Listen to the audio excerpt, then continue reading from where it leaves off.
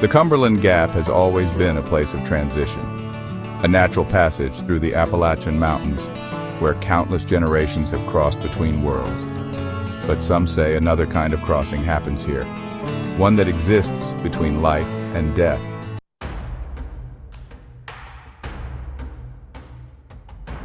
The story begins in the late 1800s, during a time when the Gap was more than just a geographic feature. It was a lifeline, a critical passage for settlers, traders, and those seeking new beginnings. It was also a place where darkness could hide in plain sight. Carlton Dashwood wasn't from these mountains. He arrived sometime in 1879, a tall, pale stranger with eyes that seemed to hold centuries of secrets.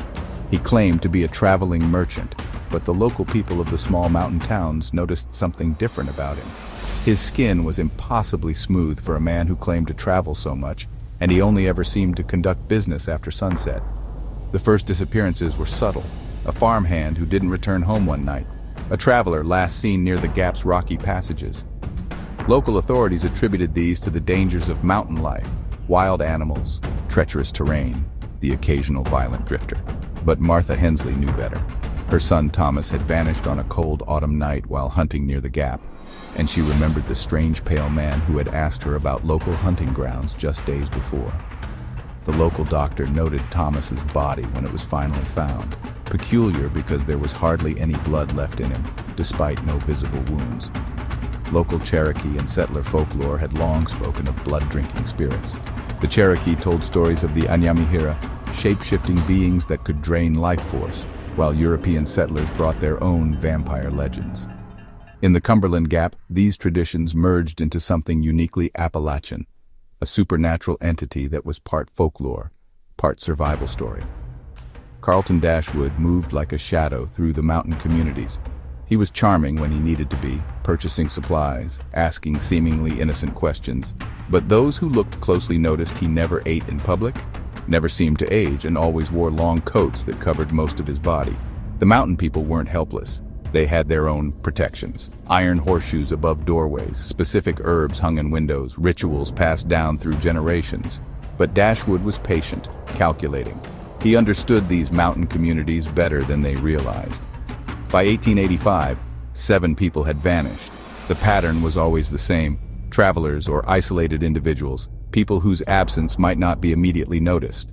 The local sheriff, a man named William Reese, began to suspect something unnatural was happening.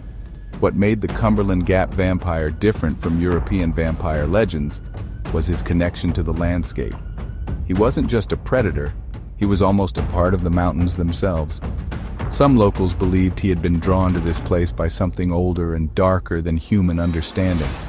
The final confrontation happened on a moonless night in December. William Reese, accompanied by a group of local men and guided by Martha Hensley's relentless pursuit of justice, tracked Dashwood to a hidden cave near the Gap. What happened that night became a legend whispered around mountain fires for generations. They found evidence of Dashwood's true nature: ancient documents, strange artifacts, proof that he had been feeding on these mountain communities for decades. But Dashwood himself? Gone, like mist in the early morning. Some say he was destroyed that night. Others believe he simply moved on, finding another isolated community where he could continue his predatory existence. Today, travelers through the Cumberland Gap might feel a slight chill, might catch a glimpse of something moving just beyond their vision. The locals know to pay attention to those feelings. In these mountains, the line between legend and reality has always been thin. The vampire of Cumberland Gap became more than just a monster. He became a metaphor for the external forces that have always threatened mountain communities. Those who would prey on the isolated, those who would drain the life and resources from these resilient people.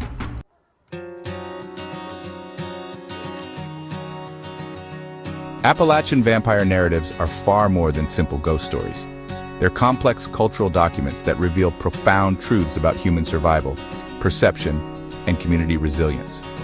What distinguishes Appalachian supernatural legends is their profound pragmatism. Unlike more mystical traditions, Appalachian narratives are fundamentally about survival, community protection, explaining inexplicable experiences, and maintaining cultural boundaries. The vampire becomes less a romantic or horrific figure and more a complex metaphorical representation of external threats. Appalachian legends are pragmatic, directly tied to economic and social realities, less mystical, more psychological, and focused on immediate survival strategies. In Appalachian culture, the supernatural isn't separate from daily life.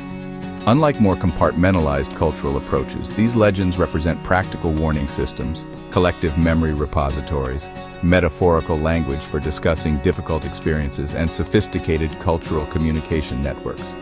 Consider how a vampire story might function: warning about potential economic predation, explaining mysterious community disappearances, creating psychological defense mechanisms, and maintaining cultural identity. Supernatural legends in isolated mountain cultures aren't static. They adapt to changing social conditions, incorporate new cultural influences, reflect technological and economic transformations, and serve as dynamic cultural documents.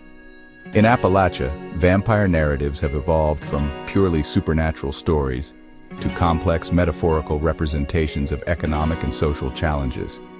These legends represent a profound intellectual achievement.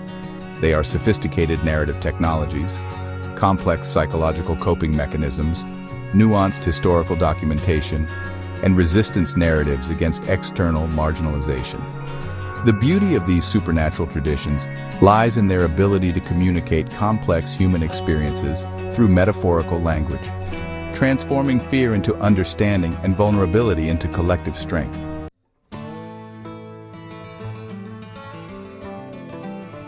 Thanks for joining us again here in Lost Hollow.